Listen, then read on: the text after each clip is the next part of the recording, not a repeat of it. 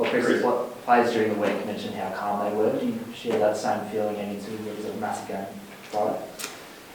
Oh, I'm never calm going into games, but I try to sort of exude an air of calmness, and I think the players are the same. Like it'd be naive to think that it's just another game and what will be. And I'm personally, I tend to think it's better to embrace the occasion because it's very hard to run away from it and pretend it's something else. But at the other end of the spectrum, there is, being too anxiety-riddled by the occasion, and I think that would be the point I assume that they're making, that we feel like there is a collective confidence, amongst the group. We've, especially over the last 2 months, we've had pretty good cohesion. It's very likely we'll play a very similar team to the one we've played over the last couple of months. You don't get to choose your opposition necessarily, but yeah, we feel like we've given ourselves a chance. So that hopefully does lead to some quiet confidence. There is some speculation about Reece Stanley's fitness. Can you quell that speculation, or is there a concern that you're dealing with heading into tomorrow night? Well, this is a little bit of an unusual situation for us in that doing this press conference before the teams go in. So we're just going to let that play out, and we'll decide what time do they go in. 6 o'clock. Yeah, we've got a few minor things we're still sort of working through, but yeah, I think you know me well enough to know that I tend not to give a running commentary on these things. So yeah, I think I'm sure it'll become clearer once we pick our team. But as I said, it's been pretty stable, so it's unlikely to be too different. Bailey wasn't out there when the cameras were there, when we were out there. How's he doing? Is there any concern there at all? No concern. No, he just tries to avoid you guys as much as possible, and except when he doesn't. So it's a bit hard to work out, but no. I didn't see you guys out there either, and I'm fine. Yeah. And first time we've heard probably since the All-Australian, what did you think of Bailey's speech up there? And obviously, yeah, gained a lot of traction and plaudits. Yeah, I really don't have an opinion on it. I must say, I probably prioritise privacy in my own life more than some other people. I don't subscribe to the theory that everyone should feel compelled to talk about their deepest, darkest secrets, or their sexuality for that matter. But if they choose to, then that's great. We should be open enough to at least listen to it. But yeah, I don't really have a strong opinion. Well, what I do have a strong opinion on is how proud I am and we are of the journey that he's been on.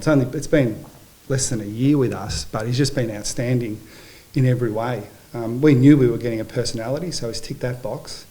But yeah, it is, I guess, interesting to the rest of the world to hear about some of the things that he's had to endure that we've known about for a long time. But again, I don't think that just because Bailey's chosen to speak that there should be a burden on other people to talk about their private lives as well. Talking about him on the field, his impact this season has been tremendous. How good is it to have him in the Geelong colours? Yeah, well, I was thinking about it a little bit during the week because we've had some good games against Brisbane in the past, and I tend not to look too far back, but about a year is a pretty good. It's still pretty relevant, and I'm sure that they're better, albeit a little bit different. They've got some injuries to players I'm sure they'd like to have out there, but I'm also sure that we're better as well. And it's more than just Bailey, but he's a big part of it. So it sort of sets the game up even more, I think, because it's not as if you've kind of got one team hanging on and the other one emerging. I think it's a reasonable observation to say that both teams are an improvement on the versions from 12 months ago. You talk about the past having relevance. Just more recently, they beat you out here at GMHBA. How much have you gone back and sort of looked at that game and gone to work on the Lions? Yeah, a bit, obviously. And without relitigating the whole thing, it was they played well, and they certainly I can't remember exactly the form line, but I think they might have been beaten the week before. And they've got a bit of history of that of recent times. You know, they were beaten by the Swans the week before we played the Swans, and then went over to Fremantle and put in an outstanding performance over there. But at the same time, we think there are some things that happen in that game that we think are unlikely to be repeated. So still relevant, and we've certainly looked at it. I think both teams know each other pretty well. So again, unlikely to be too many surprises in terms of the way teams go about it. But yeah, we're certainly not hiding away from the fact that they've beaten us twice this year. But I think that's a product of them having been a pretty good team. It's no disgrace to have been beaten by them, and certainly no reason. I don't think either of the games, give us reason to think that on our day we can't beat them. But we accept that they would feel the same about us. Chris, just circling back to selection, do we just take it that Shannon Neal and Mark O'Connor are into that 23 tomorrow night? Yeah, that's probably what I was referring to as much as anything, saying we've been pretty stable. Neil was suspension. Yeah, it's logical he would come back in. And O'Connor, what did we actually call it? He had a very minor leg. We were not all that specific there, but yeah, I think he was borderline to play was the feedback, and so certainly with the week off, he's had a really good fortnight of training, and yeah, he'll be right. So it's never been used that came in. Is it as simple as those two out, or do you have to? You've got some thought to put into it?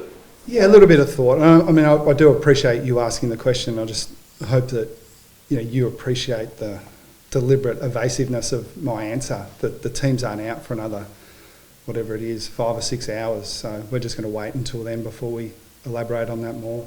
Hughes has played on Charlie Cameron in the past and done a good job on occasions. Is that coming to you thinking? Yeah, definitely. Yeah. But for a long, long time now, they have been a team that have got deep weapons in their arsenal. Like even Zach Bailey's an All-Australian now. As highly as everyone rates Charlie Cameron and Lachie Neale, it's almost to the stage where some of the guys that play next to them are as important to them, which sort of speaks to their depth. Do you feel like there's a big rivalry between you guys now? It's always been Geelong and Hawthorn, but it feels like it's sort of shifting towards Geelong-Brisbane. Well, I hope so. I just can't see any way that they're not going to be towards the top of the competition over the next few years. So to have a good rivalry, you need to play your part. So if that can endure for a little while, that probably indicates that we've done our bit. But I think over a decent period of time now, I'm even thinking back to the COVID period, we've had some good games against them. So yeah, we certainly consider it to be a privilege to get to play them again in the first week of the finals. Because if they're not the best team, I'm not sure who is. So. Wilson Humphries came out and said his pre-game pop-up song was How to Make Gravy. We know yours isn't the Macarena, but what would yours be going into the game on Friday night? Oh, it's a very, very personal question, Steph. Now, I'm a big Gang of Youths fan. I know there's a lot of controversy over Snoop getting the job for grand final day, but how he could overlook Gang of Youths for Snoop is beyond me. I don't mind Snoop, but yeah, something from Gang of Youths would be me. Ollie Henry was out there before. He had a really good prelim last year. Does that come into your thinking at all when you're deciding whether to play him? Yeah, well, he'll certainly be in our squad. So I don't think last year's prelim has come into our thinking all that much, but he has had a couple of really good weeks on the track, looking energetic, and I think we've got a few players in particular that we'd be very confident could come in and play well for us, even though they haven't had much match practice over the last couple of weeks. He certainly fits into that category. And Max Holmes said that he's spoken to you a little bit in the lead up to this game. He didn't love the way he went into the prelim last year. Have you noticed a mental shift in his approach? Not so much the mental side of things. I think he's playing his 100th game tomorrow night, and it's been a pretty good 100 games, but it still feels to me as if he's improving. And I mean, why wouldn't you have confidence with what he's been able to sort of put out on the field to this stage of his career?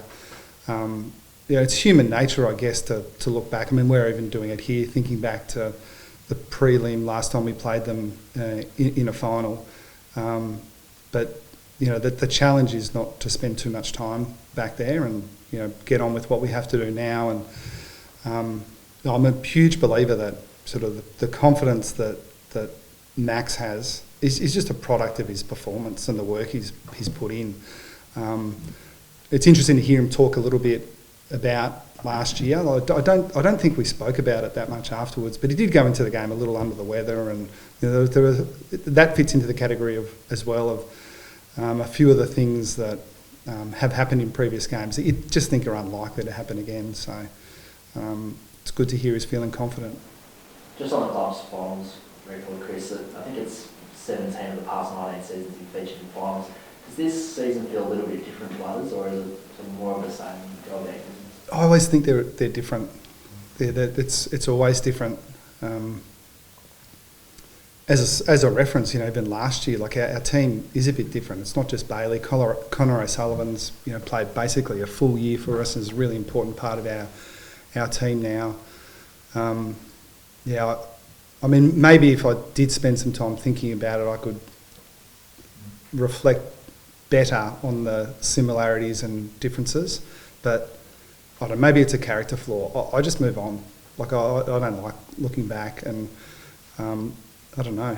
It could be similar, it could be different. I just don't know.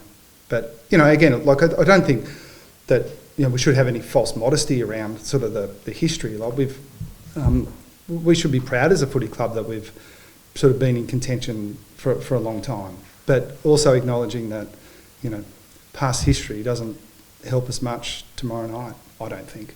I think even the kind of the experience thing in finals a little overplayed in my opinion. But maybe it's easy for me to say that because I've been involved in a few.